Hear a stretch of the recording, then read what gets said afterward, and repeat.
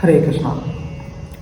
இந்த உலகத்தில் துன்பம் இல்லாத ஒரு நபரும் இல்லை, அந்த துன்பம் வருகிற சமயத்தில் அதற்கு உதவியை நாடாத ஒரு நபரும் கிடையாது. ஆனால் அவன் எங்கே மிஸ்டேக் பண்ணுறோம் அப்படின்னு சொன்னால், அந்த உதவியை நாடக்கூடிய சமயத்தில் யாருக்கிட்ட அந்த உதவியை நாடலாம், யாருக்கிட்ட அதை கேட்கலாம் அப்படிங்கிறது தான் நமக்கு கன்ஃபியூஷன் ஆயிடுது. ஸோ அதுக்கு 3 தகுதிகள் அவசியமாக தேவைப்படுது. நம்ம ஒருத்தர்கிட்ட உதவியை கேட்கலாம் அப்படின்னு சொன்னால் அதுக்கு 3 தகுதிகள் அவசியம் தேவைப்படுது. ஒன்று கருணை. கருணை அப்படிங்கிறது இல்லை அப்படின்னு சொன்னாலே கண்டிப்பாக உதவி அப்படிங்கிறத பண்ணுறதுக்கான ஒரு சாத்தியமே கிடையாது. இது சாதாரணமான ஒன்று. கண்டிப்பாக அந்த கருணைன்ற ஒன்று அவசியம். ஓகே, கருணை அப்படிங்கிறது எல்லாருக்குமே இருக்கலாமே. ஆனால் அந்த கருணை அப்படிங்கிறது நம்ம மேலே தப்பு இருந்தால் கூட வரணும். அதுதான் ரொம்ப முக்கியமான ஒன்று. நம்ம மேலே தப்பு இருந்தால் கூட அந்த கருணைக்கு ஒரு குறைவும் வரக்கூடாது. அவர் அப்போவும் நம்ம மேலே கருணை காமிச்சு நம்மளை காப்பாற்றணும் அப்படின்னு நினைக்கணும். இது முக்கியமான முதல் தகுதி. 2வது தகுதி நாம் எந்த மாதிரியான ஒரு சூழ்நிலையில் இருந்தாலும் உடனடியாக காப்பாற்றணும். இது 2வது தகுதி. ஏன்னா ஒருத்தருக்கு நமக்கு உதவி செய்யணுன்ற ஒரு எண்ணம் இருக்கலாம். ஆனால் இப்போ நான் அங்கே இல்லை, வேற எங்கேயோ இருக்கிறேன், இல்லை நான் இமீடியட்டாக என்னால் இதை பண்ண முடியாது, எனக்கு கொஞ்சம் டைம் வேணும், இப்படிலாம் கேட்டுக்கிட்டு இருந்தால் அது உண்மையிலே ஒரு உதவக்கூடிய ஒரு முறை இல்லை. யாராவது ஒருத்தர் உதவி அப்படின்னு கேட்டால் உடனடியாக உதவி பண்ணணும். அது 2வது தகுதி. 3வது தகுதி, நாம் எப்போ ஒரு உதவின்னு கேட்குறோமோ அந்த சமயத்தில் நமக்கு யாரோ ஒருத்தரோட ஒரு ப்ராப்ளம் இருக்கலாம். நமக்கு பிரச்சனை கொடுக்கக்கூடிய ஒரு நபர் மிகப்பெரிய ஒரு ஆளாக கூட இருக்கலாம். அப்போது அந்த மிகப்பெரிய ஒரு ஆளை கூட எதிர்க்கிறதுக்கு, நமக்காக துணிந்து எதிர்த்து நிற்கிறதுக்கு ரெடியாக இருக்கணும். இல்லை அப்படின்னு சொன்னால் அவர் அந்த நபரையும் ஜெயிக்கக்கூடிய ஒரு நபராக இருக்கணும். மிகப்பெரிய ஒரு நபரையும் ஜெயிக்கக்கூடிய ஒரு நபராக இருக்கணும். ஸோ இந்த ஒரு 3 தகுதி யாருக்கிட்ட இருக்குமோ அவரை நம்ம சரணடைந்தோம் அப்படின்னு சொன்னால் அந்த சரணாகதி வெற்றியாகும். இல்லை அப்படின்னு சொன்னால் இந்த சரணாகதி வெற்றி அடைகிறதுக்கு வாய்ப்பு இல்லை. ஸோ அப்படிப்பட்ட இந்த 3 தகுதிகளையும் உடைய ஒரு நபர் யார், அவர்கிட்ட நாம் எப்படி சரணாகதி அடைகிறது அப்படிங்கிறத தான் இன்றைக்கி நம்ம பார்க்க போகிறோம். அப்படிப்பட்ட நபர் யார் அப்படின்னு சொன்னால் அவர் வேறு யாருமே கிடையாது, அழகியான் தானே, அறிவுருவும் தானே, பகவான் நரசிம்மர். ஸோ பகவான் நரசிம்மருக்கு மிஞ்சி கருணை உள்ள ஒரு நபர் யார் இருக்க முடியும்? யாருமே இருக்க முடியாது. நம்ம மேலே தப்பே இருந்தால் கூட நமக்கு கருணை காட்டுறதுல அவரை தவிர வேறு யாருமே இருக்க முடியாது. நமக்கு சந்தேகம் வரும், என்ன இப்போ சொல்கிறீங்க, அவர் பயங்கர உக்கிரமான நபராச்சே, அவரை வீட்டில் வச்சு பூஜை பண்ணுறதுக்கே பயப்படுவாங்களே, வீட்டில் வச்சு பூஜை பண்ணுறதுக்கு என்ன, கோவிலில் வச்சு பூஜை பண்ணுறதுக்கே பயப்படுவாங்களே, அப்படிப்பட்ட உக்கிரமான நபரை நீங்கள் என்ன கருணையானவர்னு சொல்கிறீங்களே அப்படின்னு நம்ம நினைக்கலாம். உண்மைதான். எப்படி பகவான் நரசிம்மர் அந்த அளவுக்கு கருணையானவர் அப்படின்னு கேட்டால், ஜீவ கோஸ்வாமி பக்தி சந்தர்ப்பத்தில் சொல்கிறார். என்னன்னா, பிரகலாதர் தன்னுடைய முந்தைய பிறவியில் அவர் ஒரு முறை என்ன பண்ணியிருக்கிறாரு, முழுவதும் மதுபானம் அருந்தி அவர் என்ன பண்ணுறாரு, தன்னுடைய ஒரு காதலிக்காக, அதாவது பேராமோர் கள்ளக்காதலிக்காக அவர் ஒரு இடத்துல வெயிட் பண்ணுறார். அந்த வெயிட் பண்ணக்கூடிய இடம் என்ன அப்படின்னு சொன்னால் அது ஒரு கோவில்.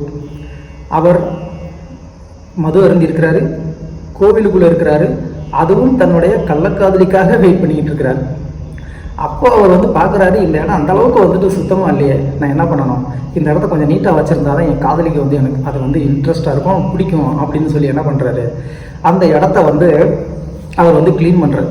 நல்லா க்ளீன் பண்ணிவிட்டு அவர் வெயிட் பண்ணுறார். தன்னுடைய அந்த கள்ளக்காதலிக்காக வெயிட் பண்ணுறாரு. அந்த பொண்ணு அன்றைக்கி வரவே இல்லை. இப்போ வந்துடுவா அப்போ வந்துடுவான்னு சொல்லி வெயிட் பண்ணி சாப்பிடாம வேற, தண்ணி குடிக்காமல் வேற காத்துக்கிட்டு இருக்கிறாரு.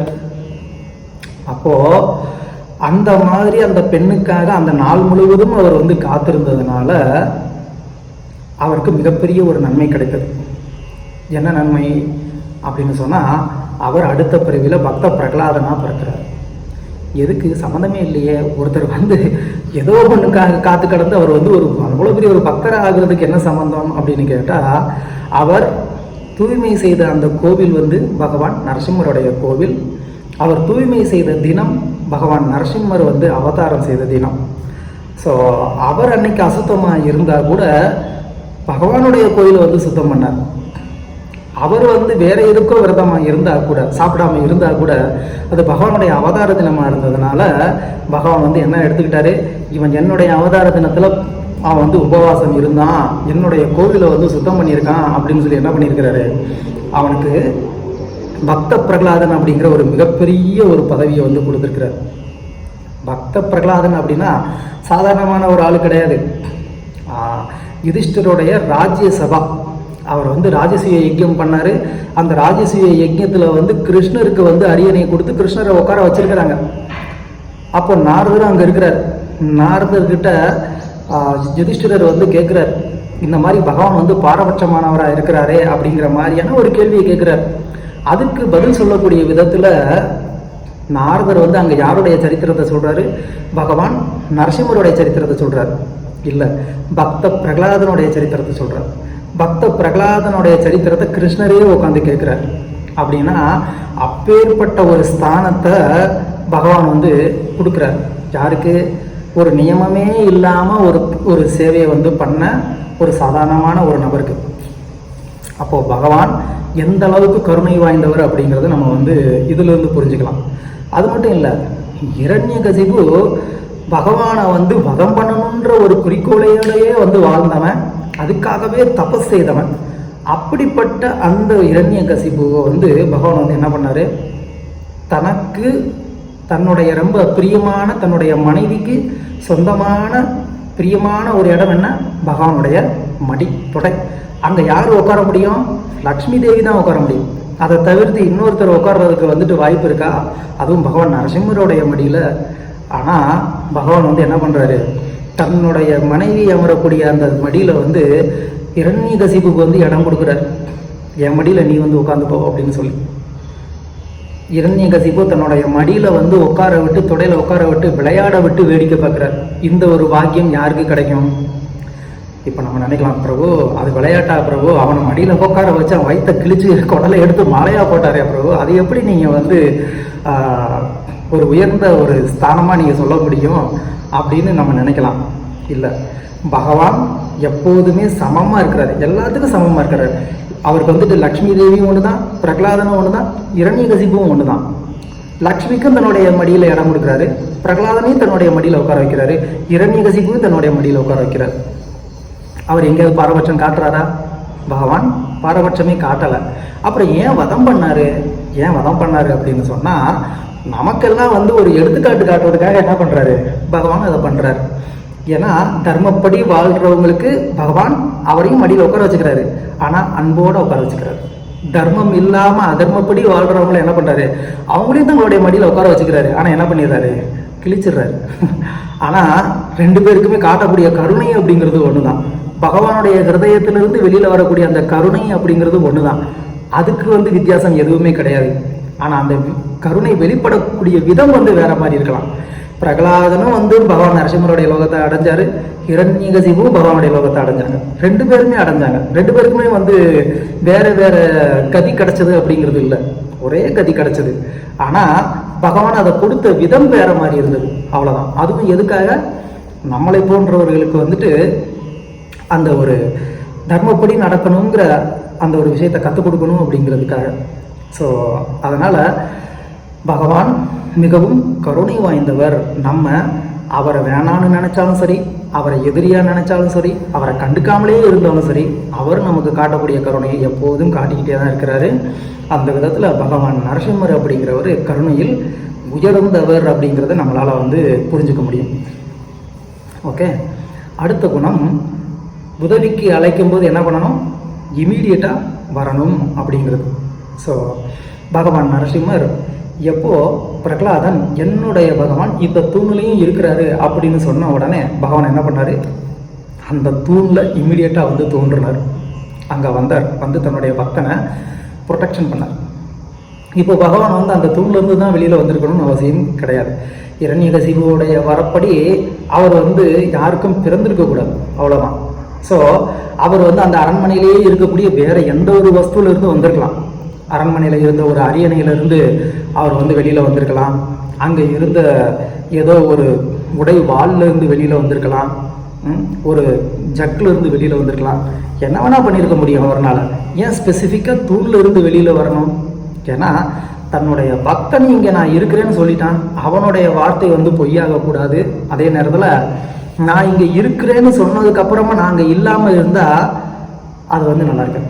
அதாவது இப்போ என்னுடைய பக்தன் இங்கே நான் இருக்கிறேன்னு சொல்லிட்டா அப்போ நான் என்ன பண்ணணும்? இமீடியட்டாக அந்த இடத்துல நான் இருந்தாகணும் அப்படின்னு சொல்லி என்ன பண்ணார்? இமீடியட்டாக பகவான் வந்தார். இப்போ பகவான் வந்து என்ன பண்ணியிருக்கலாம்? ஒரு 2-3 தூண் உடைச்சி விட்டுட்டு அதுக்கப்புறமா 3வது தூண்ல இருந்து கூட வந்திருக்கலாம். அப்போனா அவன் சொன்ன அந்த க்ஷணமே பகவான் வரலன்னு அர்த்தமாயிடும். ஸோ அதனால பகவான் வந்து என்ன பண்றாரு? அந்த க்ஷணமே அந்த தூண்ல வந்து இருக்கிறார். அப்போ தன்னுடைய பக்தனை காப்பாத்துறதுக்காக இமீடியட்டா வரக்கூடியவர் யாருன்னா நரசிம்மர் அப்படிங்கிறதுல எந்த விதமான ஒரு சந்தேகமும் இல்லை. 3வது, அவரை எதிர்க்கக்கூடிய நபர். இப்போ நமக்கு வந்து ஒரு துன்பம் இருக்குது, அதை கொடுக்கக்கூடிய ஒரு நபர் சக்தி வாய்ந்த ஒரு நபராக இருக்கிறாரு அப்படின்னு சொன்னால் அந்த சக்தி வாய்ந்த நபரையும் வீழ்த்தக்கூடிய ஒரு நபராக இருக்கணும் இல்லையா? நம்ம உதவி கேட்கக்கூடியவர். அது யார்? நரசிம்மர். நரசிம்மருக்கு மிஞ்சி சக்தி உள்ள ஒரு நபர்கள் வந்து யாராவது இருக்க முடியுமா? யாருமே இருக்க முடியாது. ஹிரண்யகசிபு 33 கோடி தேவர்களையும் தன்னுடைய கட்டுப்பாட்டில் வச்சிருந்தான். சூரியன், சந்திரன், மலை எதுவாக இருந்தாலும் வந்து என்ன ஆகணும்? அவனுடைய கண் அசைவுப்படி தான் வந்து இயங்கணும். தேவர்கள் எல்லாம் அவனுக்கு வந்து பயந்துட்டு என்ன பண்ணாங்க? மானிட ரூபத்தில் இங்கேயும் அங்கேயும் ஒளிஞ்சு வாழ்ந்துக்கிட்டு இருந்தாங்க. அப்படிப்பட்ட அந்த இரண்யகசிபுவை பகவான் வந்து என்ன பண்ணாரு? ஒரு விட்டில் பூச்சியை வந்து கொல்ற மாதிரி வந்து கொண்டார்.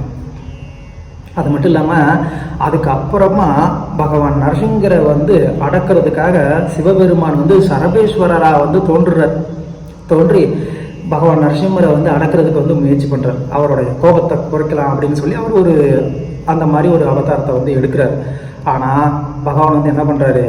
அண்ட பேரண்டர் அப்படின்னு சொல்லிட்டு ஒரு அவதாரம் எடுத்து அவர் வந்து ஒரு பட்சியோடைய ஒரு அவதாரம், சிம்மம் ப்ளஸ் பட்சி, ஒரு பறவை, ரெண்டும் கலந்த ஒரு கலவையாக வந்து என்ன பண்ணிடுறாரு? அந்த சரபேஸ்வரம் அப்படிங்கிற அந்த பறவை என்ன பண்ணிடுறாரு? அதையும் வந்து கிழிச்சு போட்டு அவர் வந்து உக்கிரத்தில் ஆக்ரோஷமாக வந்துட்டு கத்துறார். ஸோ அந்த மாதிரி பகவான் நரசிம்மரை வந்து அடக்கக்கூடிய ஜெயிக்கக்கூடிய ஒரு நபர் இந்த 3 உலகத்துல இல்லை, இந்த பிரபஞ்சத்திலேயுமே யாருமே கிடையாது. ஸோ அதனால் அப்படிப்பட்ட பகவான் நரசிம்மரை நாம் வந்து சரணடைந்தோம் அப்படின்னு சொன்னால் நம்மளுடைய சரணாகதி பலிக்கும். அவருடைய அந்த கருணையினால் நம்ம எல்லா விதமான துயரங்களில் இருந்தும், கஷ்டத்தில் இருந்தும், பயத்திலிருந்து நம்மளால் வந்து வெளியில் வர முடியும். இப்போது பகவான் நரசிம்மரை வழிபாடு பண்ணணும் அப்படின்னு எல்லாருக்குமே கொஞ்சம் ஆர்வம் இருக்கும், விருப்பம் இருக்கும். ஆனால் என்ன மந்திரத்தை சொன்னால் வந்து ரொம்ப பவர்ஃபுல்லாக இருக்கும் அப்படின்னு நம்ம எல்லோரும் வந்து நினைப்போம். ஒரு பவர்ஃபுல்லான ஒரு நரசிம்ம மந்திரம் கிடைச்சா நல்லா இருக்குமே அப்படின்னு நாம் நினைப்போம். ஸோ அதுக்கு சைத்தன்ய மகாபிரபுவே வந்து நமக்கு என்ன பண்ணியிருக்கிறாரு? ஒரு வழி காமிச்சு கொடுத்துருக்கிறாரு. சைத்தன்ய மகாபிரபு பூரியில் இருக்கக்கூடிய சமயத்தில், இது சைத்தன்ய சரிதாமிர்தம் அந்தியலீலா அத்தியாயம் 16, 52, 53 ஸ்லோகத்தில் வந்து சொல்லப்பட்டிருக்கு. என்னன்னா சைத்தன்ய மகாபிரபு தினமும் ஜெகநாதரை வந்து சேவிக்க போகிறதுக்கு முன்னாடி என்ன பண்ணுவாராம்? அங்கே வந்து எப்படி ஸ்ரீரங்கத்தில் வந்து ஒரு மேட்டலகேசிங்கர் இருக்கிறாரோ அதே மாதிரி அங்கேயும் வந்துட்டு கொஞ்சம் மேலே உயரத்தில் ஒரு நரசிம்மர் இருக்கிறார். சைத்தன்ய மகாபிரபு அங்கே போய் நரசிம்மரை வந்து சேவிப்பார். அப்படி சேவிக்கிற சமயத்தில் சைத்தன்ய மகாபிரபுவே சொன்ன நரசிம்ம மந்திரம் ஒன்று இருக்குது. ஏதோ வந்து புதுசாக சொல்ல போகிறேன்னு நினைக்க தேவையில்லை. இது நமக்கு பிரபுபாதர் கொடுத்த மந்திரம் தான். சைத்தன்ய மகாபிரபு எந்த மந்திரத்தை சொன்னாரோ அதை தான் நமக்கு பிரபுபாதர் வந்து கொடுத்துருக்கிறார். அதுதான் நமஸ்தே நரசிம்மாய பிரகலாதலாததாயினே ஹிரண்யகசிபுரோக்ஷகா சீலட்டங்க நகாலயே. இந்த மந்திரத்தை வந்து சைத்தன்ய மகாபிரபு சொல்லிக்கிட்டே வந்து என்ன பண்ணுவாராம்? போவாராம், நரசிங்கரை வந்து தரிசனம் பண்ணுவாராம். அது மட்டும் இல்லாமல் இன்னொரு மந்திரமும் வந்து கூர்ம புராணத்தில் வந்து சொல்லப்பட்டிருக்கு. அந்த மந்திரத்தையும் சைத்தன்ய மகாபிரபு சொல்லுவார். இந்த 2 ஸ்லோகத்தில் இந்த மந்திரங்கள் வந்து சொல்லப்பட்டிருக்கு. அந்த இன்னொரு மந்திரம் என்ன அப்படின்னு சொன்னால், ஸ்ரீ நரசிம்மா ஜெய நரசிம்மா ஜெய ஜெய நரசிம்மா பிரகலாதேச ஜெய பத்மா முக பத்ம பிருங்கா. இந்த மந்திரத்தை சைத்தன்ய மகாபிரபு சொல்லுவாராம். இது கூர்ம புராணத்தில் வந்து சொல்லப்பட்டிருக்கு. அதை சனாதன கோஸ்வாமி தன்னுடைய நமக்கு ஒர்ஷிப்புக்காக வந்து ஒரு கிரந்தம் கொடுத்துருக்கிறாரு. அதில் அவர் வந்து சொல்கிறார், அது அந்த மந்திரத்தை அதில் வந்து மென்ஷன் பண்ணியிருக்கிறார். ஸ்ரீசப்த பூர்வம் ஜெயசப்த மத்தியம் ஜெய ஜெய ஜெய துவயதி உத்தாரஸ்தாகி த்ரீசப்த கிருத்தோ நரசிம்மநாம ஜப்தம் நகியன்யதா அபி விப்ரகத்தியம்.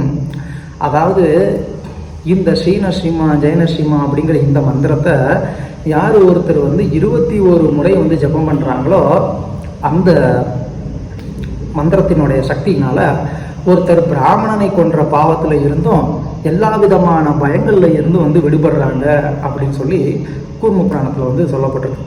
ஸோ இது சைத்தன்ய மகாபிரபு நமக்கு கொடுத்த ஒரு நரசிம்ம மந்திரம். ஸோ அதனால் இந்த 2 மந்திரங்களையுமே ஒருத்தர் வந்து குறைந்தபட்சம் 21 முறையாவது சொல்ல முடியும் அப்படின்னு சொன்னால், அதை சொல்லி நம்ம நரசிம்மரை வழிபட்டோம் அப்படின்னு சொன்னாலே நமக்கு பகவான் நரசிம்மருடைய கருணை கண்டிப்பாக கிடைக்கும். ஏன்னா இது பகவானே கொடுத்த ஒரு மந்திரம், சைத்தன்ய மகாபிரபு நமக்கு காட்டி கொடுத்துருக்கக்கூடிய ஒரு மந்திரம். ஸோ இதை சொல்லியும் நம்ம வந்து பகவானுடைய கருணையை அடையலாம். நமக்கு தான் ஹரே கிருஷ்ணா மகாமந்திரம் இருக்கே பிரபு, அதை சொன்னாலே போதுமே அப்படின்னு சிலர் வந்து நினைக்கலாம். அந்த அளவுக்கு வந்துட்டு ஒரு நம்பிக்கையோடையும் விசுவாசத்தோடையும் இருக்கக்கூடியவங்களுக்கு அது மட்டுமே போதும். அதுலேயும் எந்த விதமான ஒரு தவறும் இல்லை. நாம சிந்தாமணி கிருஷ்ண சைத்தன்ய ரச விக்கிரக பூர்ண சுத்தோ நித்திய முக்தோ ஆபின்னத்துவ நாம ரூப கோஸ்வாமி நமக்கு அதுவும் எடுத்து காமிச்சிருக்கிறாரு. ஸோ இதில் நரசிம்மருக்குடைய இந்த மந்திரத்தை நம்ம வந்து சொல்லியும் நம்ம பகவான் நரசிம்மருடைய கருணையை அடையலாம். ஹரே கிருஷ்ணா.